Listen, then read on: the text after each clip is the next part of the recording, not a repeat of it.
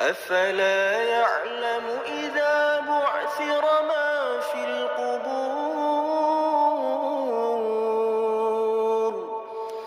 وحصل ما في الصدور.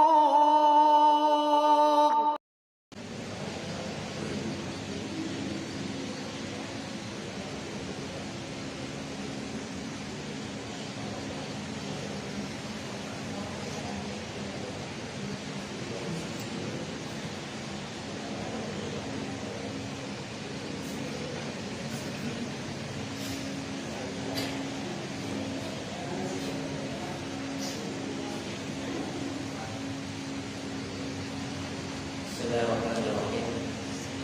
Assalamualaikum warahmatullahi wabarakatuh. Alhamdulillah. Alhamdulillahi rabbil alamin.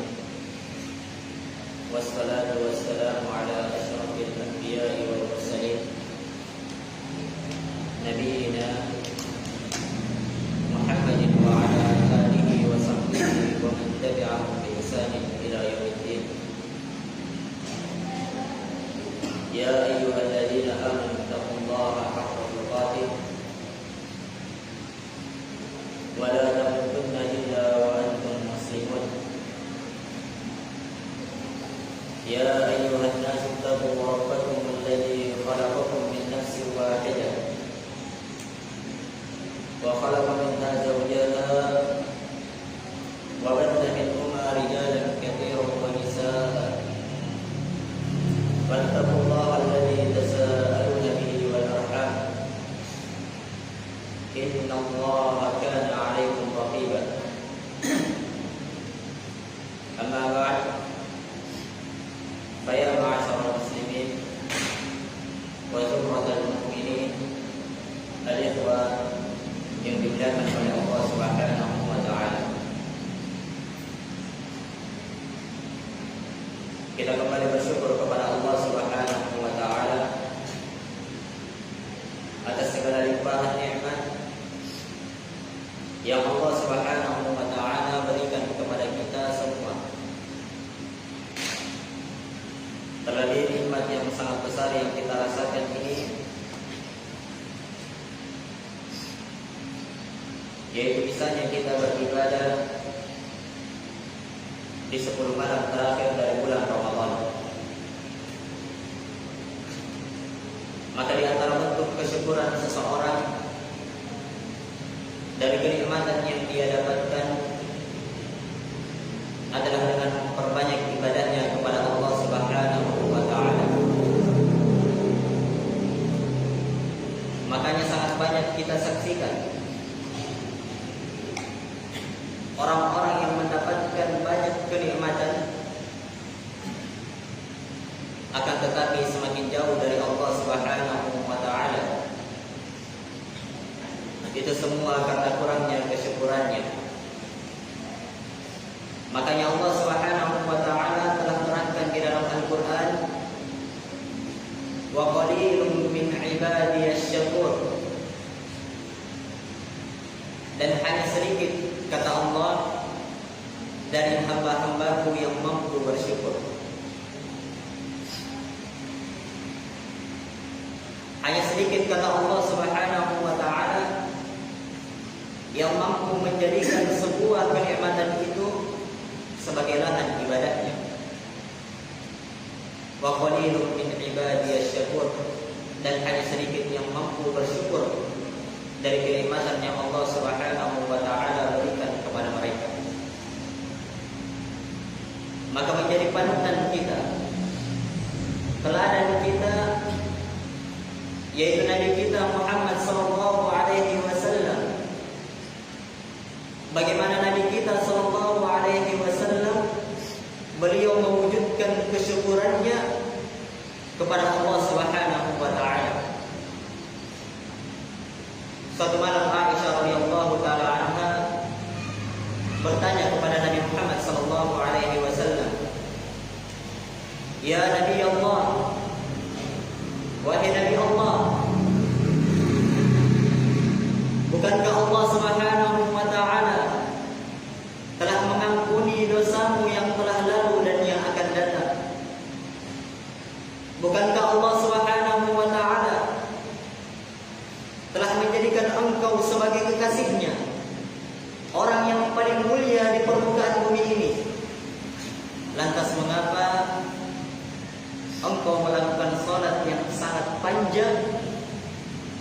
sampai tumit beliau itu berdarah sallallahu alaihi wasallam.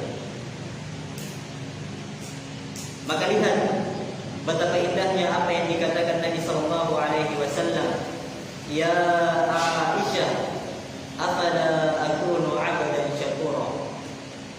Kata Nabi sallallahu alaihi wasallam, wahai Aisyah, tidakkah saya menjadi hamba yang betul-betul bersyukur kepada Allah Subhanahu wa taala? Lihatlah bagaimana bentuk kesyukuran Nabi sallallahu alaihi wasallam.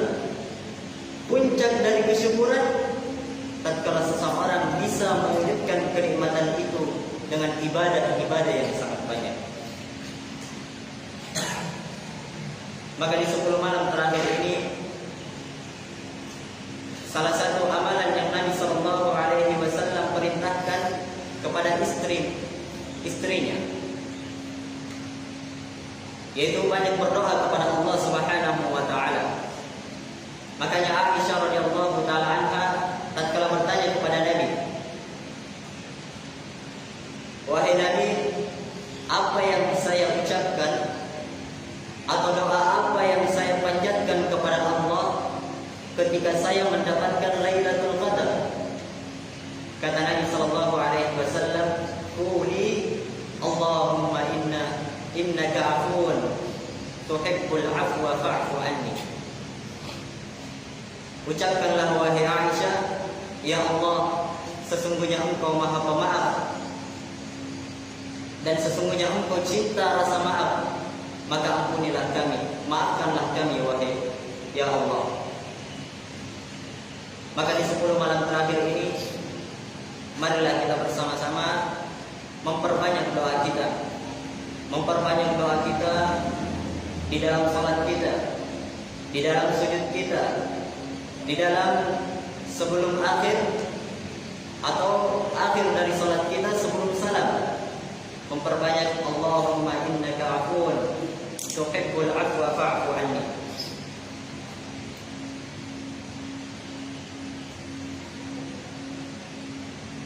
Alifah yang dimuliakan oleh Allah Subhanahu wa taala, kita lanjutkan kajian kita dalam mengkaji kitab Fadailul Quran dalam Sahih Al-Bukhari. Kita masih berada di bab yang pertama, bab kaifa nuzulul wahyi wa awwal ma nazal. Dan sekarang kita masuk pada hadis yang ketiga. Qala Imam Bukhari rahimahullahu taala, haddatsana Abdullah bin Yusuf, haddatsana Al-Laits, haddatsana Sa'id Al-Makburi an abihi an Abi Hurairah radhiyallahu taala anhu annahu qala qala Nabi sallallahu alaihi wasallam, ma min al-anbiya'i nabiyyun illa u'tiya ma mithluhu amana alaihi al-bashar wa inna ma kana alladhi utitu wahyan awhahu Allah ilayya fa arju an akuna aktsarahum tabi'an yawm al-qiyamah. Kata Imam Bukhari rahimahullahu taala telah menceritakan kepada kami Abdullah bin Yusuf, telah menceritakan kepada kami Al-Laits, dan telah menceritakan kepada kami Sa'id Al-Makburi an abihi, dari ayahnya. Jadi sering kita dapatkan di dalam Sahih Bukhari itu seorang ahli hadis menyebutkan telah menceritakan kepada saya ayah saya. Artinya apa? Ini gambaran keluarga yang saling menabarkan ilmu di tengah-tengah mereka. Banyak telah menceritakan ayah saya tentang hadis ini. Artinya mereka betul-betul mendidik anak mereka untuk menjaga dari hadis-hadis Nabi sallallahu alaihi wasallam. An Abi Hurairah, dari Abu Hurairah radhiyallahu taala anhu. Abu Hurairah disebutkan oleh Imam An-Nawawi rahimahullahu taala tentang nama Abu Hurairah itu itu ada silang pendapat. Bahkan para ulama menyebutkan sekitar 30 pendapat tentang nama Abu Hurairah. Siapa nama dari Abu Hurairah? Namun Imam Nawawi memilih yang paling kuatnya. Nama beliau adalah Abdurrahman ibn Safar radhiyallahu taala anhu. Abu Hurairah radhiyallahu taala anhu, beliau masuk Islam itu terakhir di fase Madinah. Jadi Abu Hurairah itu bersahabat dengan Nabi sallallahu alaihi wasallam cuma 4 tahun. Abu Hurairah bersama Nabi sallallahu alaihi wasallam cuma 4 tahun. Tapi yang kemarin kita sebutkan, siapa yang paling banyak meriwayatkan hadis? Abu Hurairah radhiyallahu taala anhu. Karena Abu Hurairah ini orang yang atau sahabat Nabi sallallahu alaihi wasallam yang tinggal di masjid yang mana orang-orang pada saat itu sibuk berdagang, sibuk dengan jual beli mereka, dan Abu Hurairah ini sibuk belajar kepada Nabi sallallahu alaihi wasallam. Bahkan pernah Nabi sallallahu alaihi wasallam keluar dari rumahnya, yang hadir cuma Abu Hurairah. Lihat bagaimana semangatnya. Hingga Nabi sallallahu alaihi wasallam katakan, siapa yang mengemparkan lidahnya dan menggenggam ke dadanya, menghemparkan selendangnya kemudian menggenggamnya, maka dia tidak akan melupakan atau dia tidak akan lupa dari apa yang saya katakan. Dan yang hadir cuma Abu Hurairah. Kenapa Nabi sallallahu alaihi wasallam katakan demikian? Karena semangat beliau di dalam menuntut ilmu. Maka setelah itu Abu Hurairah radhiyallahu taala anhu tidak pernah sama sekali lupa dari apa yang dikatakan oleh Nabi sallallahu alaihi wasallam.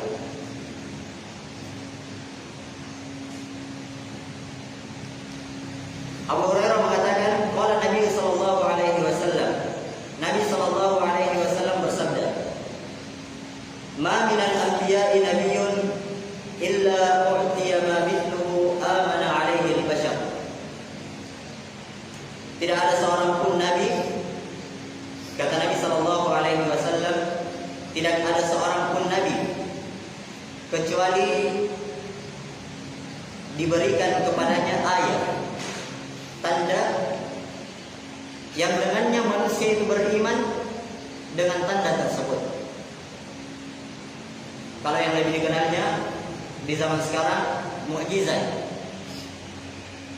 Tidak ada seorang nabi pun kecuali pasti diberikan mukjizat oleh Allah Subhanahu wa taala yang dengannya manusia itu beriman karena mukjizat tersebut.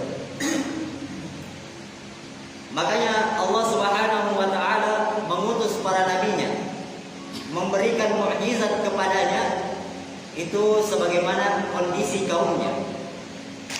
Di zaman Nabi Musa alaihi salatu wassalam,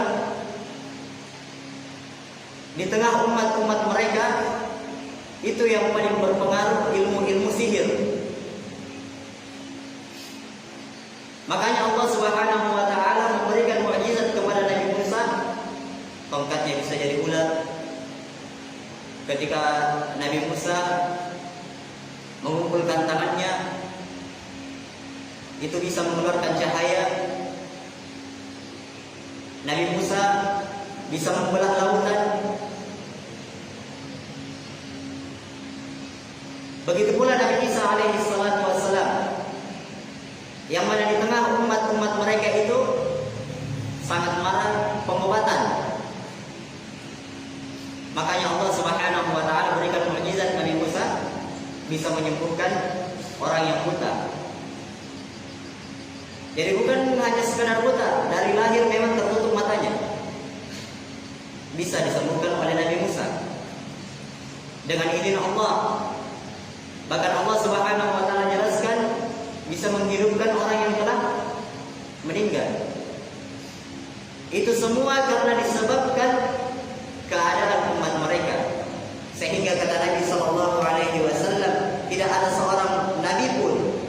kecuali diberikan mukjizat kepadanya yang dengannya manusia bisa beriman karena mukjizat tersebut. Begitu pula Nabi Muhammad SAW, yang mana orang-orang Arab berbangga dengan ucapan mereka, berbangga dengan bahasa mereka. Maka diutuslah Nabi SAW dengan mukjizat yang sangat besar, dengan mukjizat bahasa yang paling fasih, yaitu Al-Quran yang diturunkan kepada Nabi Muhammad SAW.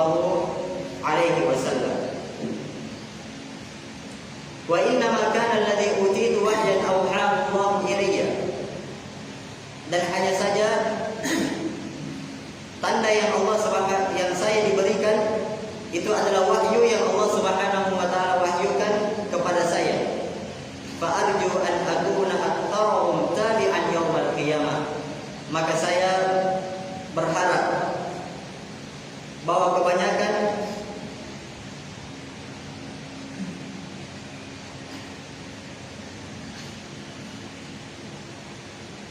dari tanda tersebut itu sampai kepada hari kiamat. Maka di dalam hadis yang mulia ini menjelaskan kepada kita bahwa Al-Quran itu adalah tanda kenabian Nabi kita Muhammad SAW, dan menjelaskan kepada kita bahwa mukjizat Nabi Muhammad SAW adalah mukjizat yang sangat berpengaruh sampai hari kiamat. Berbeda dengan mukjizat para nabi yang lain, Nabi Musa, Nabi Isa, tapi memiliki juga batasan-batasan. Akan tetapi Nabi Muhammad SAW diberikan mukjizat yang sangat luar biasa oleh Allah, dengan bahasa Arab yang sangat fasih. Bahkan bisa kita lihat ya bagaimana Al-Quran itu bisa menyentuh hati-hati manusia, bahkan orang kafir sekalipun. Orang-orang yang mendengarkan bacaan Al-Quran, bahkan walaupun dia tidak mengerti bahasa Arab. Kita di sini kalau dengarkan bacaan Al-Quran yang sangat merdu, bacaan Al-Quran, bahkan walaupun kita tidak mengerti artinya, itu bisa kita rasakan di hati kita. Itu bisa kita rasakan di hati kita.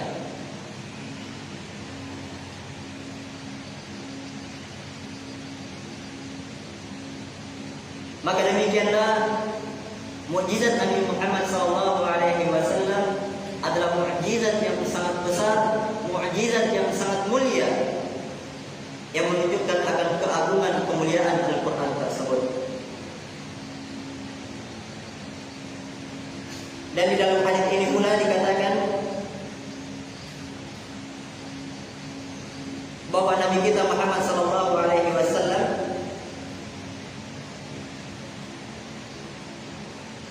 bahwa umat Nabi adalah umat yang paling terbanyak dari seluruh umat yang ada.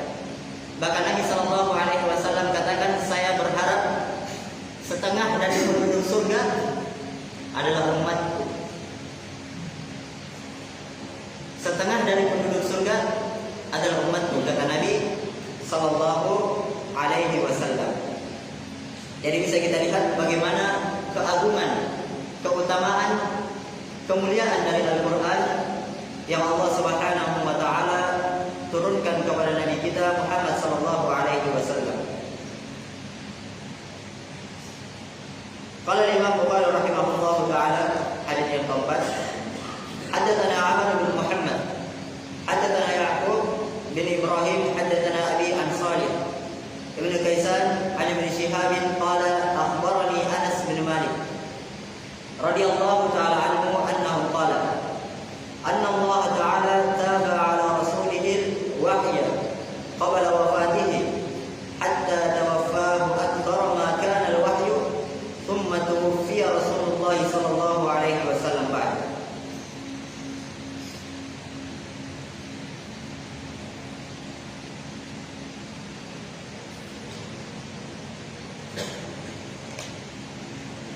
Imam Bukhari rahimahullahu taala, hadatsana Amr bin Muhammad, telah menceritakan kepada kami Amr bin Muhammad, dan telah menceritakan kepada kami Ya'qub bin Ibrahim dari Abi an Salih bin Abi Kaisan dari Ibnu Syihab, qala akhbarani Anas bin Malik, telah mengabarkan kepadaku Anas bin Malik. Anas bin Malik kunyanya Abu Hamzah Anas bin Malik radhiyallahu taala anhu, pembantu Nabi sallallahu alaihi wasallam. Annahu qala, beliau berkata, anna Allah taala taba'a ala rasulih al-wahya, bahwasanya Allah Subhanahu wa taala menurunkan Al-Qur'an, menurunkan wahyu kepada nabinya itu secara berkesinambungan, terus-menerus.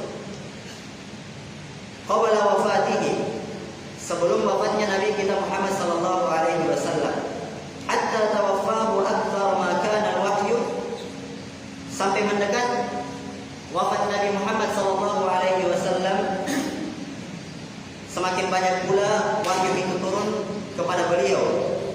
Kemudian Nabi wafat, setelah sempurnanya wahyu itu turun seluruhnya.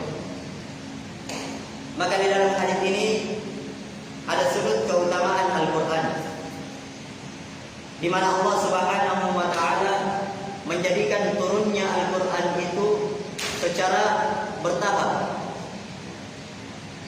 hingga wafatnya Nabi Muhammad sallallahu alaihi wasallam Allah turunkan seluruhnya sebagai penyempurna agama ini, sebagai penyempurna agama yang Allah Subhanahu wa taala, dan sebagai penyempurna Al-Qur'an itu sebanyak 30 juz. Dan di dalam hadis yang mulia ini menjelaskan kepada kita bahwa seseorang itu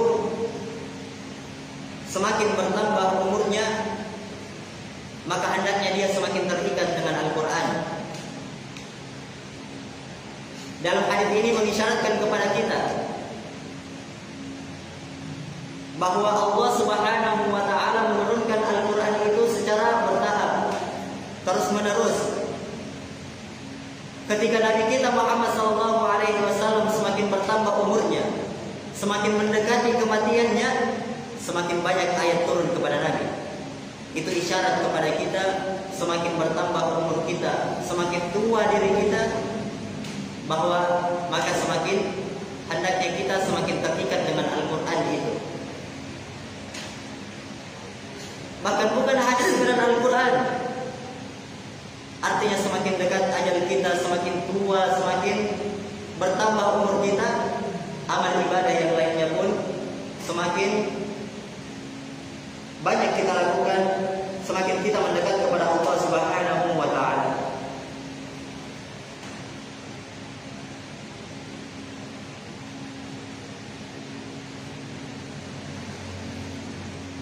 Kemudian hadis yang terakhir dari bab ini, kata Imam Bukhari rahimahullahu taala, hadatsana Abu Nu'aim, hadatsana Sufyan 'anil Aswad bin Qais, qala sami'tu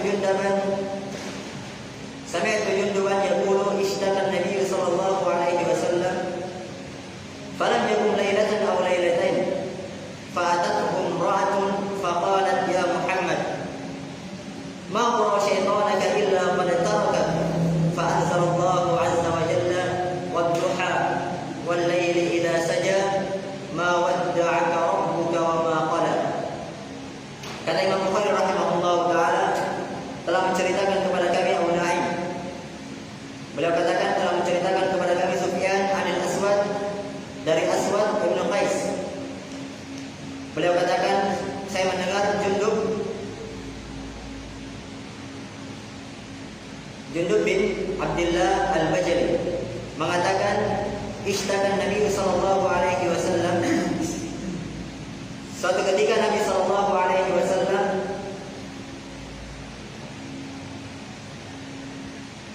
itu sakit.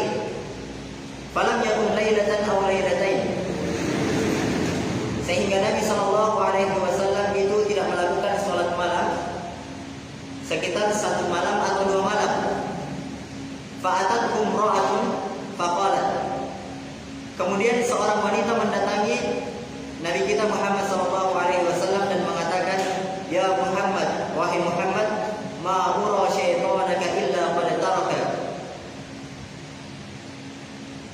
tidaklah saya menyangka atau mengira bahwa syaitanmu itu kecuali telah meninggalkanmu. Jadi kisah ini tatkala Nabi Muhammad SAW setelah diturunkan wahyu di Gua Hira, kemudian terputus wahyu itu beberapa saat atau beberapa saat lamanya. Kemudian datang seorang wanita kepada Nabi kita Muhammad SAW mengatakan, sungguh syaitanmu telah meninggalkanmu. yakni Jibril alaihi salatu wassalam telah meninggalkanmu. Dan kita telah jelaskan bahwa wanita tersebut adalah istri dari Abu Jahal yang bernama Ummu Jamilah. Namanya saja Ummu Jamilah. Apa artinya Ummu Jamilah? Ibunya keindahan.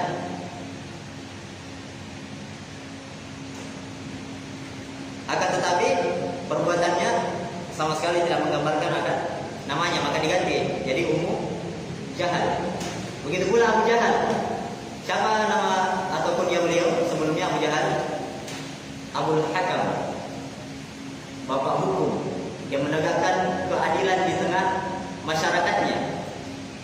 Akan tetapi dengan kebodohannya akan wahyu dari Nabi Sallallahu Alaihi Wasallam, maka Nabi Sallallahu Alaihi Wasallam ganti menjadi Abu Jahal, bapak kebodohan. Maka setelah istri dari Abu Jahal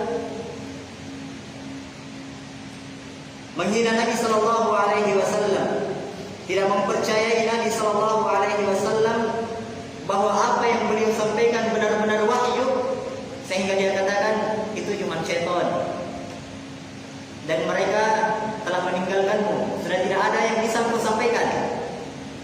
Maka turunlah wahyu dari Allah Subhanahu wa taala, "Wadduha wal laili idza saja", demi waktu duha dan demi waktu malam tatkala dia menutupi. "Ma wadda'aka rabbuka wa ma qala", sungguh Rabbmu wahai Muhammad tidaklah meninggalkanmu, dan sungguh Rabbmu wahai Muhammad tidaklah mencelamu. Maka di dalam hadis yang mulia ini ada penegasan kepada kita bahwa Allah Subhanahu wa taala itu pasti akan menolong nabinya dan orang-orang yang beriman terhadap nabinya. Tatkala orang-orang menghina, tatkala orang-orang tidak mempercayai nabinya, maka disitulah Allah Subhanahu wa taala menolong nabi dan orang-orang yang beriman kepada nabinya. Allah Subhanahu wa taala jelaskan di dalam Al-Qur'an, "Inna lanansuru rusulana walladzina amanu fil hayatid dunya wa yawma yaqumul ashhad." Kata Allah Subhanahu wa taala, sesungguhnya pasti kami akan menolong rasul-rasul kami dan orang-orang yang beriman di dalam kehidupan dunia ini. Makanya alif yang dimuliakan oleh Allah Subhanahu wa taala, selama kita berpegang di atas kebenaran, selama kita berpegang di atas sunnah Nabi Sallallahu Alaihi Wasallam, maka yakin satu hal, bahwa Allah Subhanahu wa taala pasti akan menolong orang-orang yang beriman, pasti menolong orang-orang yang mau menolong agamanya. Dan di dalam hadis ini pula itu menjelaskan kepada kita bahwa turunnya Al-Quran ini itu sebagai bantahan terhadap orang-orang kafir, bantahan terhadap orang-orang yang menyimpang, bantahan terhadap orang-orang yang lalai. Allah Subhanahu wa taala berfirman, "Wa la ya'tunaka bi mathalin illa ji'naka bil haqqi wa ahsana tafsira." Dan tidaklah mereka mendatangkan satu permasalahan, kecuali kami datangkan kepada engkau wahai Muhammad sebuah kebenaran, dan kami datangkan kepada engkau sebaik-baik penjelasan untuk membantah orang-orang yang menyimpang, untuk membantah orang-orang yang jauh